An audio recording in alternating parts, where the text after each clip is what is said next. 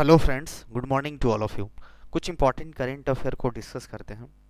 शरथ कमल को मेजर ध्यानचंद खेल रत्न के लिए इस बार 2022 के लिए नॉमिनेट किया गया है।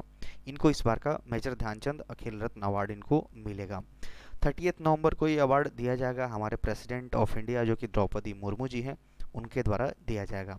एक्चुअली ये टेबल टेनिस के प्लेयर हैं जिनको ये अवार्ड दिया जाएगा। अर्जुना अवार्ड का भी अनाउंसमेंट किया गया है जिसमें 25 स्पोर्ट्स पर्सन इस बार के लिए नॉमिनेट किए गए हैं। इसके साथ साथ अगर 5 कोच को भी चूज किया गया है द्रोणाचार्य अवार्ड के लिए, तो द्रोणाचार्य अवार्ड कोच लोग को प्रोवाइड कराया जाता है।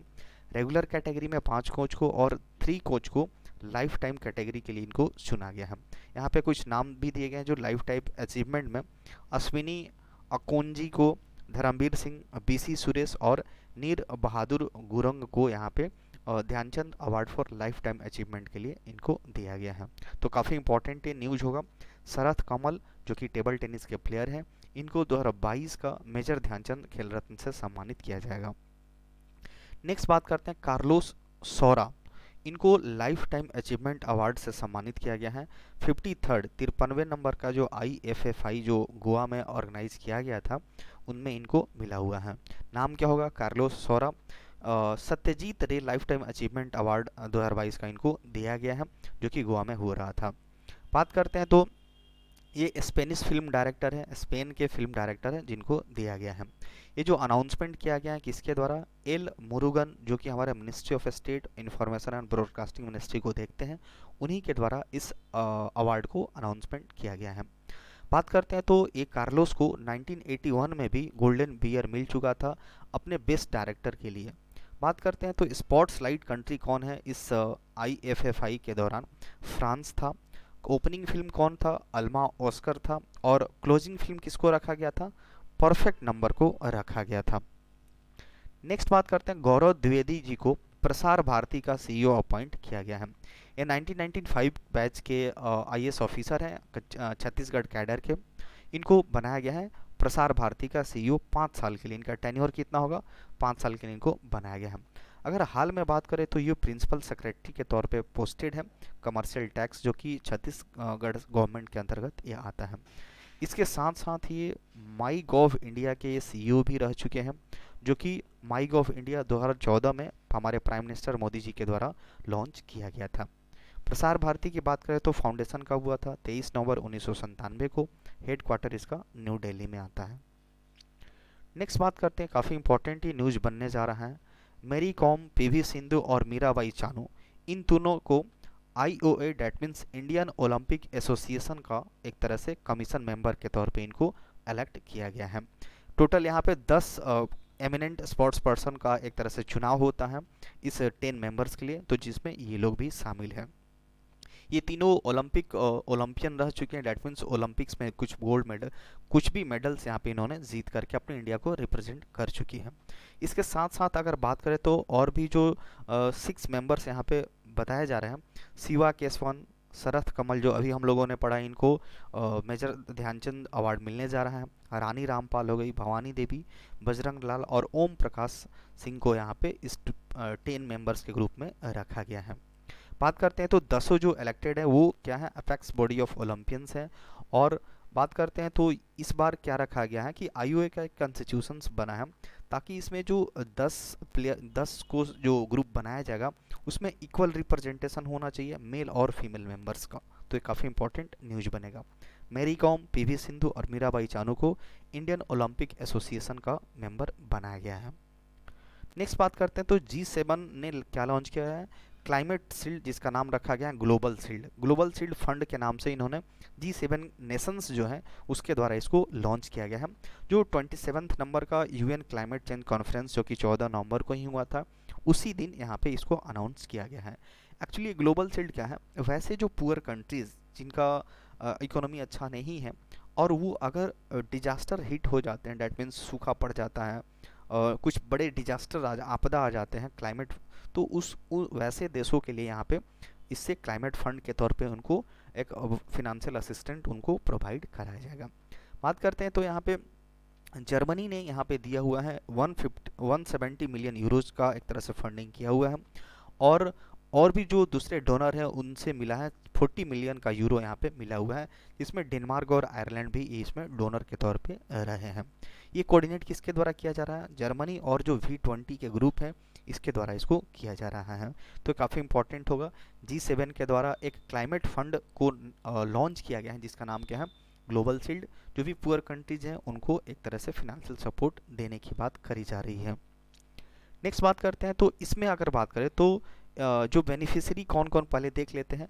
पाकिस्तान, बांग्लादेश, इसमें घाना, तीन यहाँ पे इसको एक्चुअली लिस्ट बनाया गया है कि इस लिस्ट में पहला लिस्ट बना है कि इसमें कौन कौन बेनिफिशियरी होंगे, यानी किनको कौन ऐसे कंट्री होंगे जिनको लाभ मिलेगा इस ग्लोबल शील्ड का। तो बांग्लादेश है, कोस्टा रिका है, फिजी है, घाना है, पाकिस्तान, फिलीपींस और सेनेगल, इन कंट्रीज को यहाँ पे इस ग्लोबल शील्ड का फ़ायदा मिलने जा रहा है। तो यहाँ पे बताया जा रहा है कि डिजास्टर प्रोटेक्शन फंडिंग है, वहाँ पे आपदा आ जाती है, बहुत सारी अकाल पड़ जाती है, तो उस केस में यहाँ से इसको फंडिंग प्रोवाइड करी जाएगी। नेक्स्ट बात करते हैं, बैंक ऑफ महाराष्ट्र ने टॉप किया है PSU लेंडर्स के तौर पे Q2 क्रेडिट ग्रोथ में। तो ये बात करते हैं तो जो कि किस चीज़ में ज़्यादा डेवलपमेंट हुआ है? लोन ग्रोथ के टर्म में अगर बात करते हैं तो पब्लिक सेक्टर लेंडर्स के टर्म में, तो ये लोन ग्रोथ में इसका काफ़ी ज़्यादा एक तरह से इजाफा हुआ है। सेकेंड क्वार्टर की बात करें तो बैंक ऑफ महाराष्ट्र की बात करें तो 28.62% इंक्रीज हुआ है ग्रॉस एडवांटेज में। अगर फिगर्स की बात करें तो 148,216 करोड़ का यहाँ पे बताया जा रहा है। इसके जस्ट बाद सेकेंड नंबर पे यूनियन बैंक ऑफ इंडिया का परफॉर्मेंस है, थर्ड नंबर पे हमारा स्टेट बैंक ऑफ इंडिया है। नेक्स्ट बात करते हैं जनजातीय गौरव दिवस, जो कि 15 नवंबर को हर साल ऑब्जर्व करा जाता है। एक्चुअली जो हमारे जो ट्राइबल कम्युनिटीज़ हैं, जो जनजाति जो समुदाय हैं, उनका हमारे इंडियन हिस्ट्री और कल्चर में बहुत बड़ा एक तरह से कंट्रीब्यूशन रहा है। उसको कोमेमोरेट करने के लिए, उसको याद करने के लिए यहाँ पे इस डे को ऑब्जर्व करा जाता है। इस डे के दिन हमारी जो प्रेसिडेंट द्रौपदी मुर्मू है, एक तरह से श्रद्धांजलि व्यक्त की है। एक तरह से जो भगवान बिरसा मुंडा थे, जो कि झारखंड के उलीहट्टू विलेज से बिलोंग करते हैं, उनको यहाँ पे इन्होंने ट्रिब्यूट दिया है। बिरसा मुंडा की बात करें तो उनका जन्म 15 नवंबर 1875 को मुंडा ट्राइब में हुआ था, और इसी के वजह से यहाँ पे 15 नवंबर को हम लोग क्या बनाते हैं? जनजातीय गौरव दिवस मनाते हैं। अगर इनके बर्थ प्लेस की बात करें तो छोटा नागपुर प्लेटू एरिया, जो कि अब ये झारखंड के खुंती डिस्ट्रिक्ट में आता है। बात करते हैं तो ये 25 ईयर्स की एज में इनका डेथ हो गया था, शहीद हो गए थे। ब्रिटिश कस्टडी जो हमारे अंग्रेज़ लोग थे, उन्होंने क्या किया था? इनको जेल में बंद करके और यहाँ पे इनको काफ़ी प्रताड़ित किया था, और इन्होंने 25 ईयर्स की एज में इनका निधन हो गया था। नेक्स्ट बात करते हैं तो वेटरन, काफ़ी जाने माने दिग्गज तेलुगु एक्टर जिनका नाम क्या है? कृष्णा, इनका हाल ही में निधन हो गया है। इनका पूरा नाम देखें तो शिवा रामा कृष्णा मूर्ति। इनका कार्डियक अरेस्ट, हार्ट अटैक से इनका डेथ हो गया है। बात करते हैं तो ये जो हमारे जो तेलुगु के काफ़ी सुपर स्टार जो हीरो हैं, जिनका नाम महेश बाबू है, उनके ये पिताजी हैं जिनका निधन हो गया है। ये लगभग 60 साल तक ये फिल्म इंडस्ट्री को अपना एक्टिव रह चुके हैं, और लगभग 350 फिल्म से भी ज़्यादा में उन्होंने काम कर चुका है। और इनको 2009 में इनको पद्म भूषण से भी सम्मानित किया गया था। नेक्स्ट बात करते हैं तो जयपुर इंटरनेशनल एयरपोर्ट को एरोड्रोम लाइसेंस DGCA से मिल गया है। DGCA that means directorate general of civil aviation से एरोड्रोम लाइसेंस इसको मिल गया है। इसके पहले एक ही था, एयरपोर्ट अथॉरिटी ऑफ इंडिया को ये लाइसेंस प्राप्त था। तो बस ये डेटा हमको याद रखना है कि जयपुर इंटरनेशनल एयरपोर्ट को एरोड्रोम लाइसेंस DGCA के जरिए मिल गया है। नेक्स्ट बात करते हैं, एक आपका विजिलेंस एक्सरसाइज है जिसका नाम क्या? सी विजिल 22 का कमेंस्ड हो गया, डेट मीन्स शुरू कर दिया गया। ये पैन इंडिया कोस्टल डिफेंस होता है, जो कि 15 नवंबर से 16 नवंबर तक ये चला था, सी विजिल 2022। इसमें जब से एक्चुअली ये शुरुआत कब से हुआ था? 2018 से इसकी शुरुआत करी गई थी। जो भी मैरीटाइम सिक्योरिटी है, जो समुद्र के आसपास के जो एरिया हैं, उसको काफ़ी प्रोटेक्ट किया जा सके। बहुत सारे जगह आतंकवादी या फिर टेररिस्ट इसी मतलब सीप के जरिए यहाँ पे इंटर करते हैं, तो इसको काफ़ी प्रोटेक्ट किया जा सके। 26/11 के बाद इसकी विजिलेंस काफ़ी बढ़ा दी गई थी, क्योंकि यहाँ पे अटैक करने वाले इसी के रास्ते से आए हुए थे। तो एक पैन इंडिया है, लगभग जो भी कोस्टल एरिया है इंडिया में सारे जगह यहाँ पे सी विजिलेंस किया जाएगा, और इस एक्सरसाइज का नाम क्या होगा? C vigil 2022। नेक्स्ट बात करते हैं तो केनिया के एक रनर है, एक स्प्रिंटर है जिनका नाम क्या है,